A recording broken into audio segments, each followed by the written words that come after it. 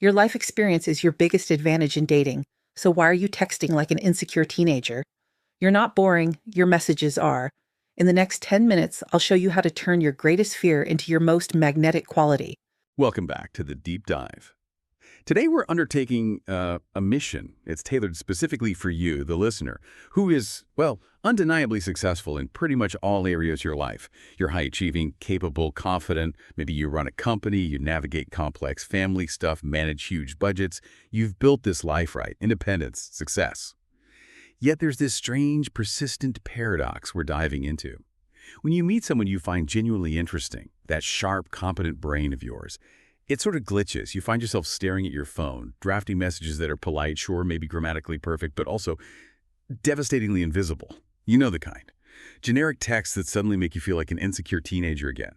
We've all been there, haven't we? Deleting the 15th try at, "Hi, how was your day?" And that silence, staring back from the screen, it carries this really profound question. How can someone like you, who's mastered professional negotiation, overcome huge life challenges, learn to be totally happy alone? How can you suddenly struggle to write a simple text? One that actually gets a compelling, genuine response. It really is the great emotional conflict for so many high-achieving people. And the answer, we think, lies in what we call the paradox of emotional maturity. All the wisdom you've gathered, the more you've loved, and maybe more importantly, the more you've lost. It makes you hyper-aware of what's at stake in a new connection. And this extreme caution, this urge to be safe and formal, it actually becomes the very thing that undermines your communication. You try to shield yourself from rejection by being, well, perfectly generic. You swap real vulnerability for this kind of formal politeness. And the result, messages that are predictable, sterile. They just don't carry the unique spark of the brilliant person who wrote them. They become invisible because in trying so hard to avoid risk, you've ended up avoiding relevance. Okay, so we're going to unpack the sort of psychological engine behind this, the internal shift, really, from fear to power. And then we'll detail 5 specific practical communication strategies. These aren't just, polite tips. They're the outward signs that you've actually shifted your internal state from that emotional scarcity, that paralyzing fear, to genuine emotional abundance. And since this deep dive is all about relationship psychology, designed to give you truly transformative insights, if this resonates with you, please do hit subscribe, like the content, stick with us. Your engagement genuinely helps us keep bringing these deep dives on crucial topics like mature connection. So let's unpack this core idea from the research. The problem isn't what you write, the grammar, the specific words, it's where it comes from. Every text message sort of carries the emotional signature of its origin. Exactly. That's the heart of it. When a message starts from a place of fear of rejection, fear of being alone, maybe that desperate need for outside validation, that nervous energy just filters into the whole message. Yeah. The structure, the tone. This is what we mean by emotional scarcity. The person isn't writing to share something, they're writing to seek reassurance. The underlying message, often unconscious, is, "Please don't leave me alone," or "Please respond so I know I'm okay." We often hear really successful women describe this kind of texting, comparing themselves to like a secretary sending corporate emails, desperately trying not to offend the boss.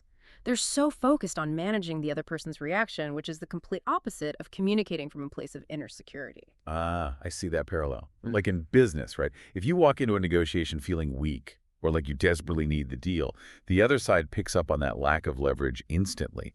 But why is this detection so finely tuned in dating? Especially with mature men. Well, it's not about cruelty. It's more like a highly tuned psychological antenna. It's been refined by years of experience, and yes, you could say some evolutionary programming too. Mature men, having navigated complexities themselves, they're almost subconsciously programmed to respond to the energy of confidence.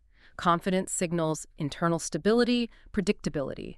It signals abundance. And they instinctively tend to recoil from the energy of lack, that feeling of carezza, which is that Italian word for like the desperate need for praise or emotional filling. So when a message subtly hints, "I need you to fill my emotional void," it triggers an almost instinctual retreat. It doesn't matter how impressive her professional resume is. That energy of lack just signals potential emotional instability down the road, an unequal partnership dynamic. You mentioned something fascinating earlier about a neurobiological element, this idea that we can actually trigger a pleasure response with our texts. Can you elaborate on the science there? activating that social reward circuit. Absolutely. The research, and this connects to work done at places like Harvard, basically confirms that our brains process certain social interactions using the same pleasure pathways as basic survival rewards.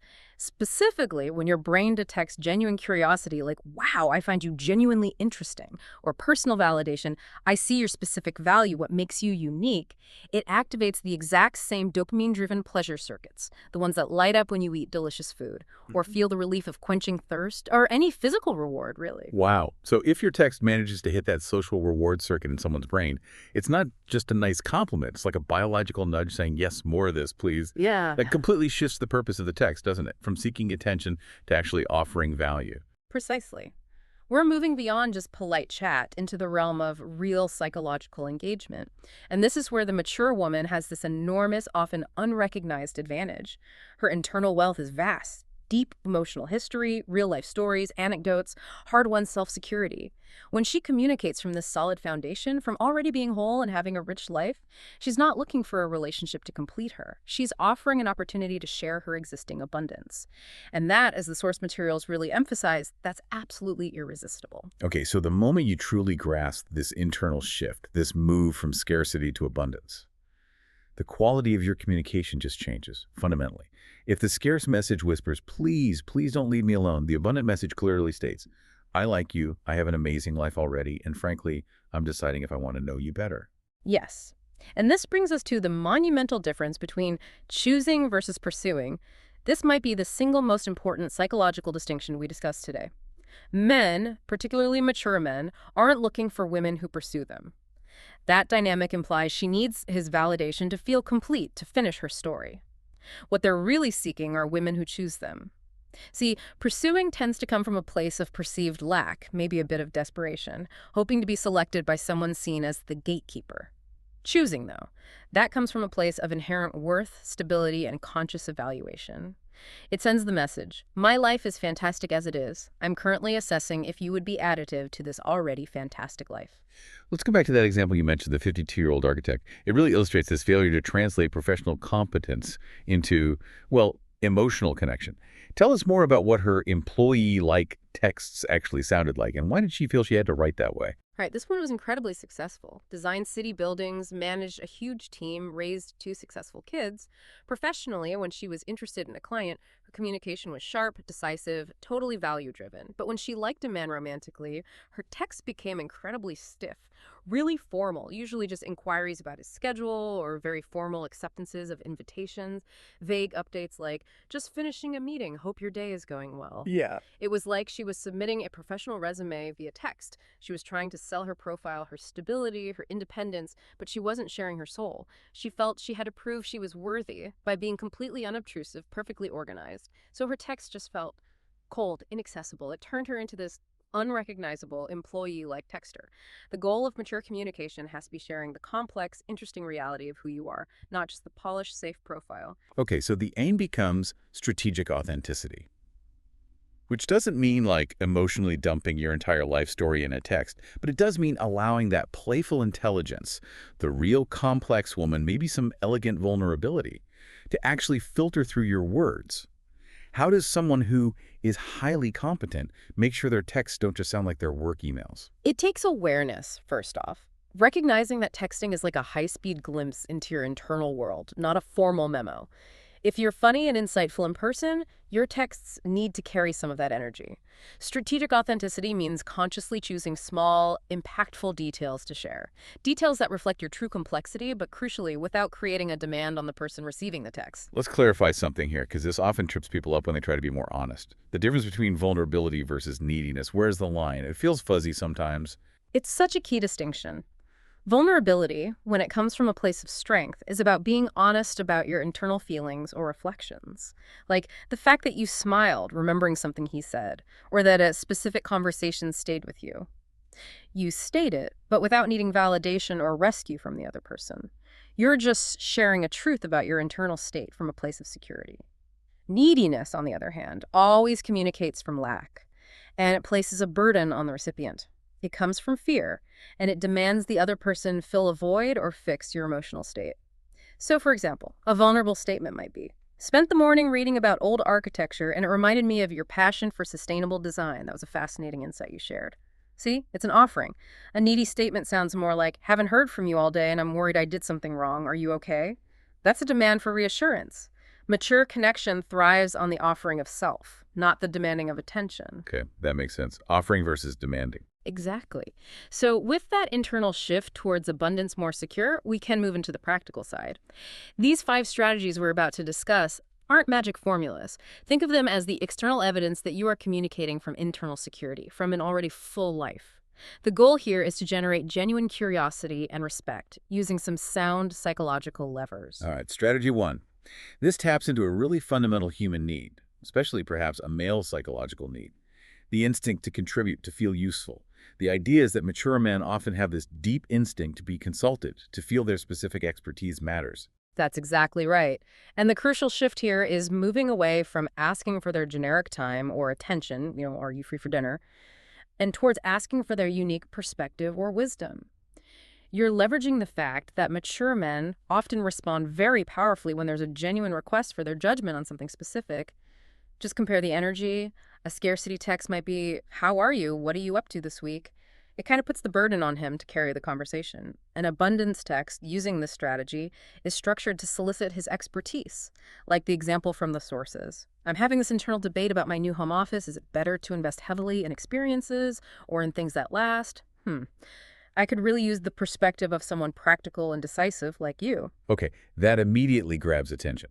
Because you're not just giving a general compliment, you're assigning him a specific, valuable trait, practicality, decisiveness, and asking him to deploy it. This must tap right into that social reward circuit we talked about. Precisely. You're acknowledging his competence, not just presenting him with a problem or as asking for his time. His brain interprets that request not as a burden, another person wanting something, but as a highly specific recognition of his unique judgment. You're essentially saying you have a valuable way of thinking, and I recognize it. It's the difference between feeling used like you're just filling a slot in someone's calendar and feeling useful like a valued, intelligent resource. It elevates his perceived status in the interaction, which makes responding feel deeply compelling. I definitely see the power in that. Yeah. But is there a risk it could sound a bit too professional? Or maybe like you're just after free consulting advice? That risk is mitigated almost entirely by the tone and, importantly, the stakes. You're not asking for complex financial planning. You're posing a kind of philosophical question, something relevant to everyday life but interesting. Keep it light, conversational, respectful. The key is genuinely communicating that it's his internal world, his way of thinking that you find attractive and valuable. If you write it from a place of security, it reads as respect. If you write it from lack, it could sound like an imposition. Okay, strategy 2. This one leverages a core cognitive drive known as the information gap bias. Basically, the human brain is hardwired to solve mysteries, complete patterns, close open loops. It's why cliffhangers in shows are so effective, or why you'll spend way too long trying to remember the name of that actor from that movie you saw years ago. Right. Creating a small, authentic piece of intrigue compels the other person to seek closure. That sounds incredibly powerful, Yeah. but also potentially manipulative if it's not done right. How do we make sure this stays in the realm of strategic authenticity and doesn't become just a cheap trick like clickbait? That's a crucial point. It must stem from genuine observation. It cannot be a generic bait-and-switch tactic. The mature woman, because her life is generally rich with reflection, naturally notices nuances. Little things in the other person's behavior, their references, the way they speak. She communicates from this wealth of observation, not from a place of desperation for attention. Consider this specific example. It's quite potent. I just realized something really interesting about you today that actually left me thinking all afternoon. It's probably too complex or funny for a text. I'll tell you when you respond. Oh yeah, that's effective. It does two things at once, doesn't it? First, it confirms you're actually thinking about them, which is inherently flattering. And second, it introduces a mystery that only they can solve by replying. And using words like complex or funny elevates it beyond just simple curiosity bait. Exactly. You're engaging their cognitive drive. You've created that information gap, the missing piece of knowledge, and their brain feels compelled to find the answer. This kind of text says, I have enough depth and focus in my own life that I actually pay attention to the interesting details of yours. Another great way to use this is referencing a unique shared joke or maybe a quirky saying. That ridiculous word you used last night just popped into my head while I was in a serious meeting. Clearly, my brain has been colonized by your strange vocabulary. It's personal, specific, fun, and it requires a response to close that loop. Okay, moving on to strategy 3. The cognitive availability effect. This one sounds beautifully simple, just showing that someone popped into your mind naturally without any specific reason or external trigger. Yes, and the underlying mechanism is really powerful. When someone spontaneously recalls you, your brain interprets that as occupying an important, prioritized, valuable spot on their mental map. It's like the ultimate subtle indicator of being memorable. And crucially, it asks for absolutely nothing in return. But again, specificity is key here. If you just text thinking of you or I miss you, it can sometimes come across as neediness, depending on the context. Compare that to the source example. I was choosing a new coffee machine earlier and instantly remembered your very detailed story about the specific type of filter you swear by. It made me smile. That's profound. I really see the difference there. The second one offers a gift, right? The acknowledgement that their specific details, their stories, actually resonate and connect with your own life experiences. The first one, thinking of you, can sometimes sound like a bid for emotional support or attention. Why does the mature woman have a particular advantage with this strategy? Because she's generally lived a life rich enough to provide a constant stream of authentic points of reference. She's accumulated this deep bank of emotional and experiential memories. She has unique experiences choosing wine, dealing with complex work situations, observing odd things on her commute, all of which can be genuinely and authentically connected back to something the other person has said or done. You know, the 25-year-old might sometimes feel like they have to invent reasons to text, but the woman of maturity often has so much going on that a spontaneous memory linking back to him is a genuine frequent occurrence. You're essentially leveraging your entire rich history to establish connection, showing that his influence naturally fits into your already established, successful, interesting life. Okay, strategy 4. This is about inviting connection, but from a place of existing abundance. You framed it as the difference between asking, do you have time to fill my empty weekend slot, versus, hey, would you like to join my already interesting adventure? Precisely. This is the outward sign of truly having a full life. The mature woman invites them to participate in her interesting life, rather than sort of passively waiting for them to create an activity for her. The energy shift is just monumental. Think about the scarcity approach. It's often passive. What are you doing this weekend? It puts the onus on them. The abundance approach is active, self-directed. The source example illustrates this perfectly. I discovered this incredible secondhand bookstore near the museum. Apparently it has a fascinating history section. If you feel like exploring old books, maybe grabbing coffee afterward, I finally have the perfect excuse to check it out. That phrasing is so key. I have the perfect excuse. It implies the activity is appealing in its own right, maybe even happening anyway, and he's being invited as a welcomed, valuable addition to an already cool plan. Exactly right. The invitation is presented as a confident offering, not some hesitant request. It clearly communicates, my life is already full of engaging things, and I'm offering you an upgrade to your day by letting you join in. This approach tends to fundamentally attract better partners, men who are actually looking for an equal, someone to share experiences with, not someone they need to rescue from solitude or boredom. It's like the dating equivalent of approaching a professional partnership from a position of market strength. You have value to offer. Right, makes sense. And that brings us to the final strategy, number 5, which is perhaps the most defining characteristic of true emotional maturity: elegant vulnerability. This means embracing direct, clear expression of feeling, but doing it from a position of strength.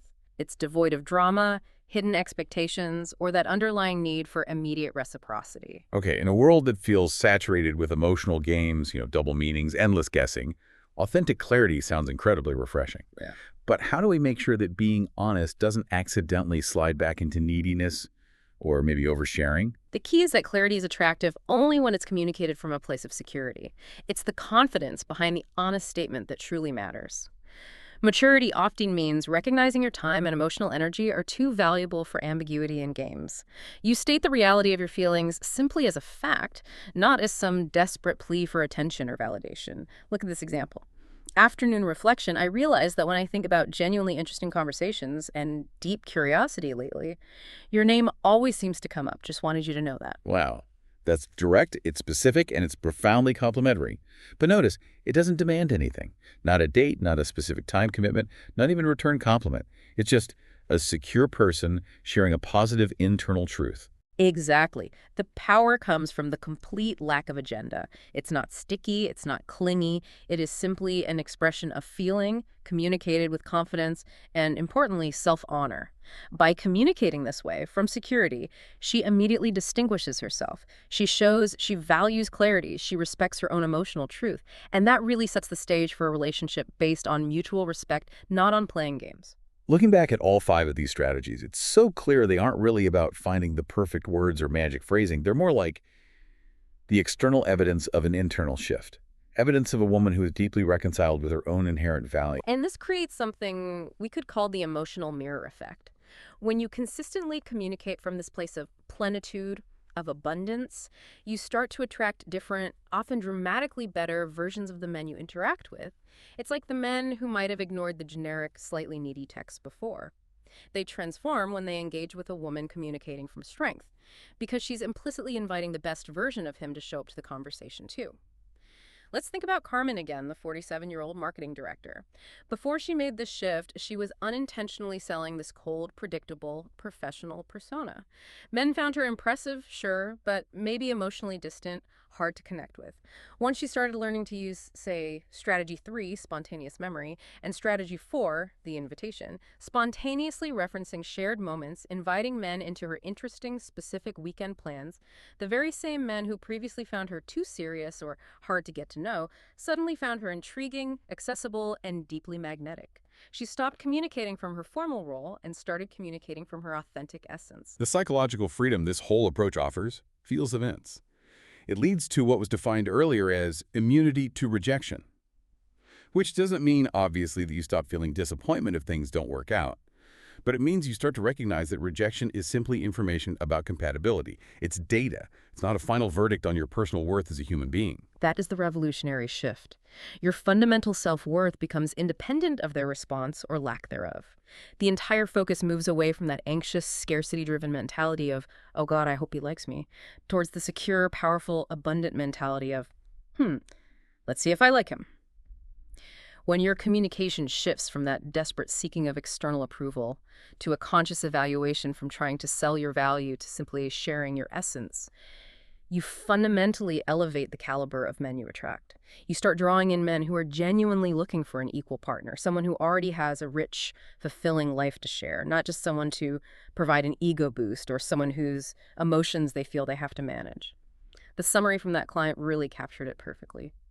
When I finally understood I wasn't asking for love, but rather offering the opportunity to know an extraordinary woman, everything changed. Yeah, you stop begging for someone to complete you, and you start inviting connection from a place of already being whole. So, in final synthesis, if there's one core principle to hold on to, it's this.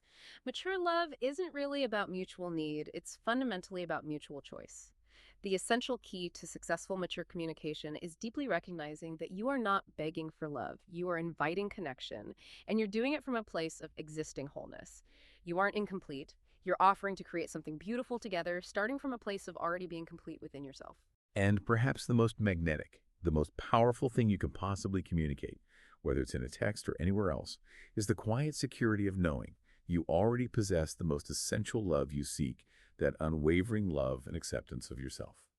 Communication only changes permanently when you, the woman, recognize that you inherently deserve love, response, and real, authentic connection.